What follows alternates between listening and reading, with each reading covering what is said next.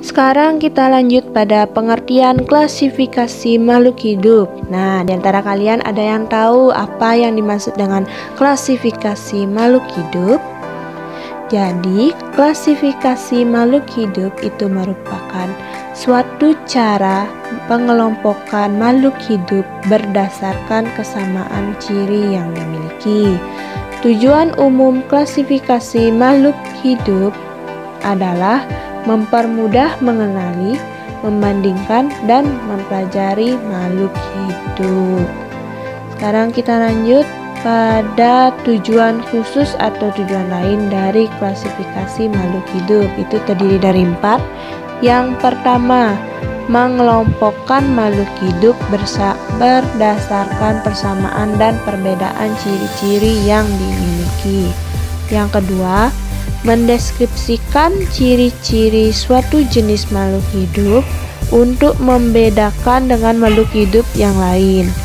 Yang ketiga, mengetahui hubungan kekerabatan antar makhluk hidup. Dan yang terakhir, memberi nama makhluk hidup yang belum diketahui namanya. Itu merupakan tujuan khusus dari klasifikasi makhluk hidup. Sekarang kita lanjut ya pada materi yang selanjutnya. Nah, pada dasar-dasar klasifikasi makhluk hidup terdiri dari 3, yaitu klasifikasi makhluk hidup berdasarkan persamaan dan perbedaan yang dimilikinya. Yang kedua, klasifikasi makhluk hidup berdasarkan morfologi dan berdasarkan anatomi. Dan yang terakhir, klasifikasi makhluk hidup berdasarkan manfaat, ukuran, bentuk, tempat hidup atau habitat, dan cara hidupnya atau cara beradaptasi pada habitat masing-masing. Sekarang kita lanjut pada cara mengklasifikasikan makhluk hidup. Nah, pada cara mengklasifikasikan makhluk hidup ini terdiri dari 9. Yang pertama, respirasi. Apa itu respirasi? Respirasi itu dikenal dengan namanya bernapas bagi makhluk hidup seperti hewan, manusia, dan tumbuhan. Nah, jadi respirasi ini merupakan proses masuknya oksigen dan dikeluarkannya gas karbon dioksida dari dalam paru-paru.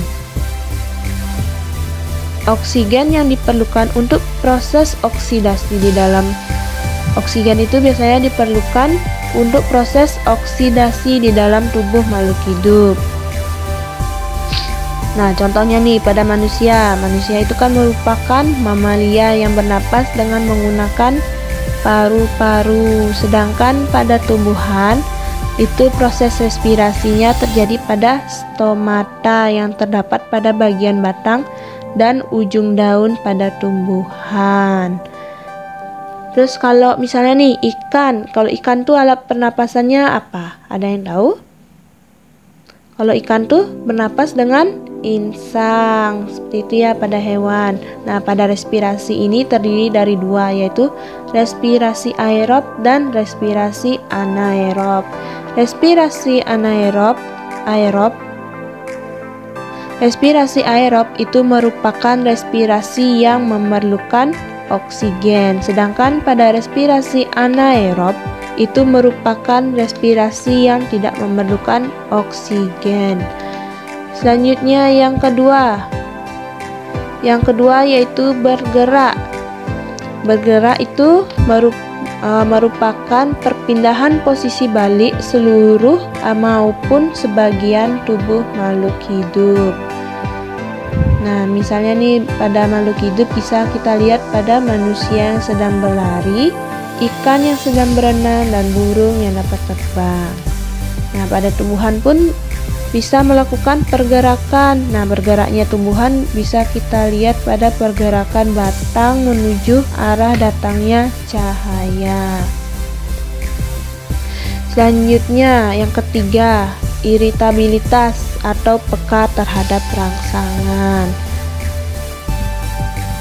Nah, jadi peka terhadap rangsangan atau iritabilitas ini merupakan suatu kemampuan makhluk hidup dalam menanggapi rangsangan yang berbeda-beda.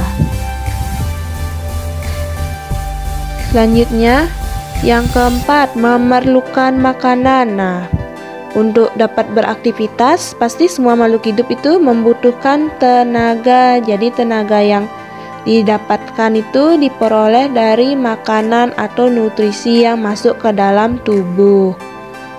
Nah, tentunya tidak semua makhluk hidup itu memiliki cara yang sama dalam memperoleh makanan. Misalnya nih, pada tumbuhan hijau. Misalnya tumbuhan hijau itu makanan itu biasanya didapatkan dari proses fotosintesis. Ada yang masih ingat apa yang dimaksud dengan fotosintesis? Jadi fotosintesis itu merupakan pembuatan makanan oleh tumbuhan hijau melalui proses biokimia pada klorofil dengan bantuan sinar matahari. Sekarang kita lanjut ya. Sekarang kita lanjut yang kelima, yaitu tumbuh dan berkembang. Nah, pertumbuhan itu merupakan proses pertambahan ukuran baik volume, bobot, dan jumlah sel yang bersifat irreversibel, dalam artian tidak dapat kembali ke asal. Sedangkan perkembangan itu merupakan perubahan atau diferensiasi sel menuju keadaan yang lebih dewasa. Misalnya nih, pada pertumbuhan bisa dilihat pada bertambahnya tinggi pohon, sedangkan pada perkembangan bisa dilihat pada daya tahan tubuh manusia yang semakin kuat. Nah, jadi perkembangan ini membawa makhluk hidup pada menuju kedewasaan. Yang keenam itu ada namanya metabolisme. Nah, metabolisme ini kan terdiri dari dua, yaitu anabolisme dan katabolisme. Yang ketujuh, ekskresi. Ekskresi ini merupakan pengeluaran zat-zat sisa metabolisme tubuh yang sudah tidak berguna pada tubuh, misalnya urin dan keringat. Jadi kalau misalnya nih, kalau zat sisa atau ekskresi ini tidak bisa dikeluarkan, apa yang terjadi pada tubuh kita? Jadi jika zat sisa tersebut apabila tidak dikeluarkan akan membahayakan tubuh kita dan bisa bersifat racun. Yang kedelapan, berkembang biak. Nah, perkembang biakan makhluk hidup itu dibedakan menjadi dua cara, yaitu vegetatif dan generatif. Kalau vegetatif ini proses terbentuknya individu tanpa proses perkawinan. Nah, vegetatif ini terdiri dari dua, yaitu yang alami. Yang alami itu misalnya pada tunas pisang. Yang kedua, perkembangbiakan vegetatif buatan, misalnya nih menyangkok atau stek yang tina. Jadi kalau perkembangbiakan generatif ini misalnya beranak bertelur pada hewan dan pada manusia berarti beranak.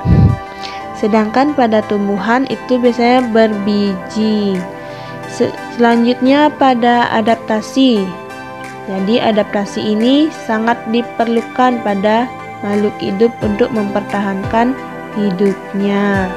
Jadi adaptasi ini merupakan cara makhluk hidup untuk menyesuaikan diri dengan lingkungan hidup dimanapun dia tinggal. Misalnya nih, beruang kutub memiliki bulu yang lebat untuk melindungi tubuhnya dari suhu dingin di kutub gitu misalnya. Baik, itulah cara mengklasifikasikan makhluk hidup. Akhir kata, di sini saya ucapkan sekian dan terima kasih dan Paramo Santi. Om Santi Santi Santi Om. Selanjutnya pada perkembangbiakan generatif ini melibatkan individu jantan penghasil sel